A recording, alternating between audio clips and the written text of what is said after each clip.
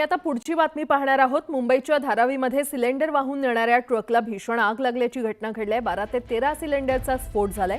धारावीतील निसर्ग उद्यानाजवळ सिलेंडरचा स्फोट झाला असल्याचं कळतंय। स्फोटाच्या आवाजाने आजूबाजूचा परिसर हादरलाय। कोणतीही जीवितहानी झाली नसल्याची माहिती मिळते। अग्निशमन दलाकडून आगीवर नियंत्रण मिळवण्यात सध्या यश आलंय। ही दोन दृश्य आपण पाहतोय। गॅस सिलेंडरचा हा अतिशय भीषण असा स्फोट झालाय आणि त्यामुळे परिसर हादरला।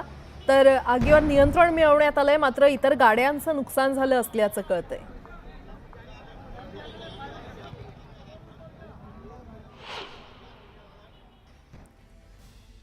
धारावीमध्ये सिलेंडर वाहून नेणाऱ्या ट्रकचा स्फोट झाल्याची घटना घडलेली आहे। 12 ते 13 सिलेंडरचा इथे स्फोट झाल्याची माहिती मिळते। काही दृश्य देखील या कॅमेऱ्यात कैद झाले। 4 ते 5 वेळा स्फोटाचा मोठा आवाज झाला आणि या संदर्भात अधिक माहिती देत आहेत आमच्या प्रतिनिधी स्नेहा जाधव आपल्यासोबत जोडल्या गेलेल्या आहेत। स्नेहा, सिलेंडर वाहून नेणाऱ्या या ट्रकचा भीषण स्फोट आग लागली खरं तर या ट्रकला आणि सिलेंडरचे स्फोट झाले असल्याचं कळतंय। त्या परिसरात नेमकी आता काय परिस्थिती आहे? आगीवर नियंत्रण मिळवण्यात यश आले का?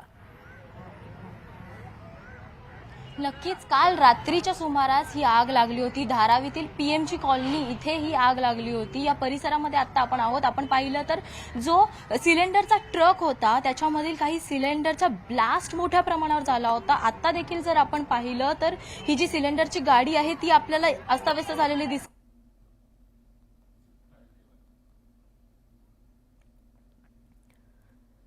आमच्या प्रतिनिधी दिसत आहेत हेच सिलेंडर, याच सिलेंडरमधून हा ब्लास्ट झालेला होता। रात्रीच्या सुमारास ही घटना घडलेली होती। तब्बल अग्निशमन दलाच्या 19 गाड्या इथे दाखल झालेल्या होत्या आणि या गाड्यांकडून जे आहे त्या आगीवरती नियंत्रण मिळवण्यात आलेलं होतं। जवळपास 2 ते 2.5 तास ही आग जी होती ती सुरू होती। त्यानंतर या आगीवरती नियंत्रण मिळवण्यात अग्निशमन दलाला यश आलेलं होतं।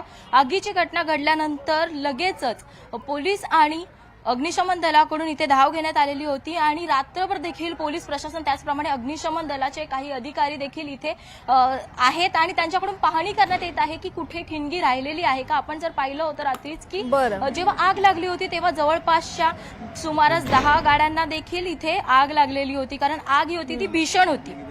निश्चितच खरं तर या दृश्यांमध्ये आग किती भीषण आहे हे पाहायला मिळते। स्नेहा, धन्यवाद या सविस्तर माहितीसाठी। आणि